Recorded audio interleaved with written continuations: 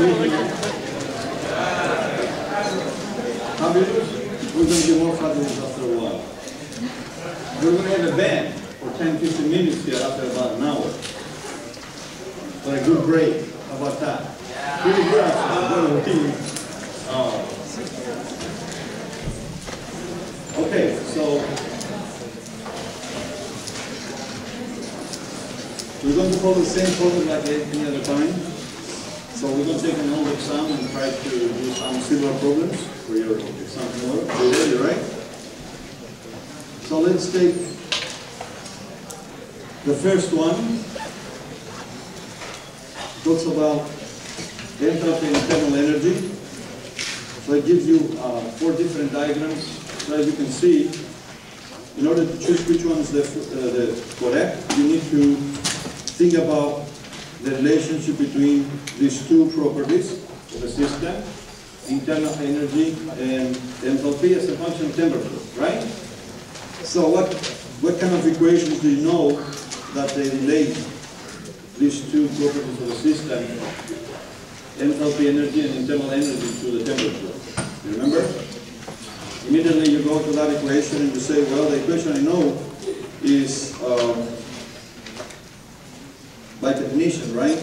Enthalpy is equal to U plus PV, isn't it? And then you know that internal energy is the kinetic energy plus potential energy of all the particles that they make up a system, right? That's the definition of internal energy. The sum of potential and kinetic energy of all the particles, total. That's what you know about U, that's what you know about H. We don't see any temperature there, do we? No, we don't. But when we say internal energy, kinetic energy is actually a function of temperature. You know, as the temperature goes up, motion, average motion goes up, chaotic motion, thermal motion cold, and internal energy is going to go up, and if that's going to happen, enthalpy is going to go up. So even from here you can go nRT. So you know that the temperature increasing, it will increase both. So this is not correct then. Immediately you know, right? This is not correct. And so it's between here and there. They're both going up as temperature goes up. So you have to make up your mind which one is going to be correct here. So which one should be? Okay, so A should be, because you can see for any temperature, H is larger than U. Can you see? The energy of enthalpy is larger than A, and that's what this is telling us. Always enthalpy is going to be larger than the internal energy. Right? The enthalpy energy, right? You see that? From here? Okay, so that's the way we'll do the first one. Let's go to the second one.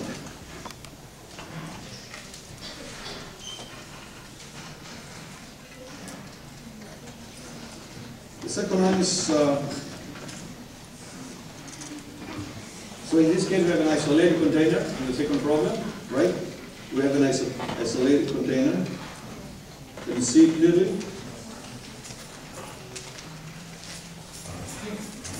We have an isolated container, a reaction is taking place in there. Isolated, you remember what it means, right? No energy transfer in the form of heat or any type of work, right?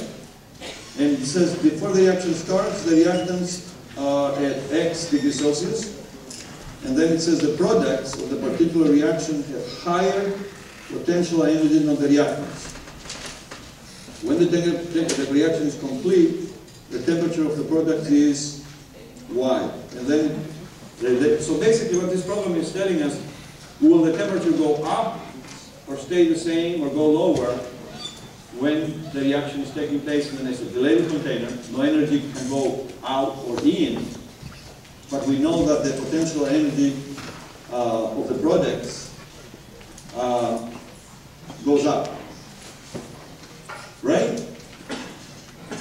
Remember, if it's isolated and no energy goes in, that means internal energy stays the same, right? So U is the same, delta U is equal to 0. And because U is potential total plus kinetic total, right? If we know that the potential goes down, or goes up, what does it say? Up. If the potential goes up, and the sum of potential and kinetic has to be the same, constant, then the kinetic total energy has to go down. And going down, what will be the temperature then? Go down, same, or up? What will be the answer then? How many people say A, B, C? Okay, so you've done this problem somewhere in the practice summer time probably, huh? You did? Well, it doesn't matter because we try to pick up the way of thinking, right? Even if it's a problem you already have done, very practice with some or something, make sure you catch up the way we think, right? Because if you learn how to think, then you can do any other problem. It doesn't matter.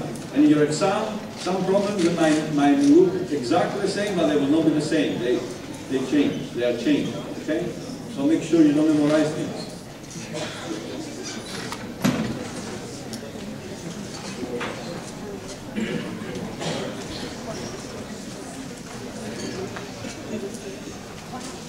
And there are some novel problems too, at least one. Novel problem, fresh. Never outside anywhere. A lot of fun to create new stuff. You're going to create new stuff and get the joy by doing it? Huh? Not problem to solve, right? To do problems to people, right? Okay. Here's another one. This has to do with different terms about energy. We have different types of, we said we have, basically they all boil down to kinetic and potential. Remember that we said that? But there is all kinds of different terms, like electrical energy, potential, kinetic, chemical energy, nuclear energy. Name them. So many, right? So here it says, basically, what this problem asking you is to know if you know the thermal energy. It stands for what? When we say thermal energy, what do you mean by that? So it gives you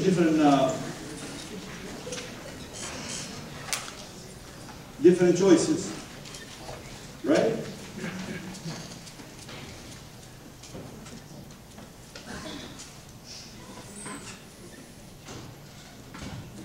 So which part, thermal energy is the part of systems internal energy, right? Total energy. That changes when we change what? Temperature, right? Thermocracia, the Greek word thermocracia means temperature. So thermal and temperature goes together, right? So that's, but it's good to know all these statements, right? What it stands for, even though here it's not stated what it stands for, right? Chemical energy, the energy of the internal energy of the system, changes when a chemical reaction is taking place. Nuclear energy, the energy of the internal energy, the part of the internal energy of the system, changes when a nuclear reaction is taking place, right?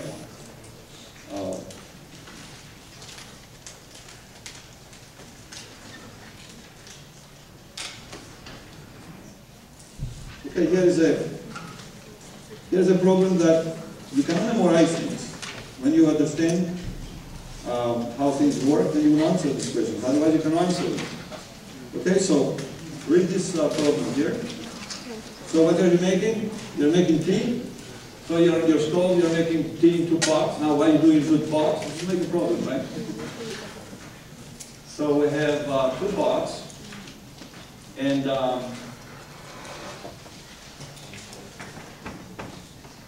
everything's identical, everything's the same. At some point, when they're boiling, you go away and you put a cover to the one, but the other one did not put a cover. Everything is the same when you left and you turn off the boiling, and they're sitting there. One has a cover and the other one doesn't have a cover.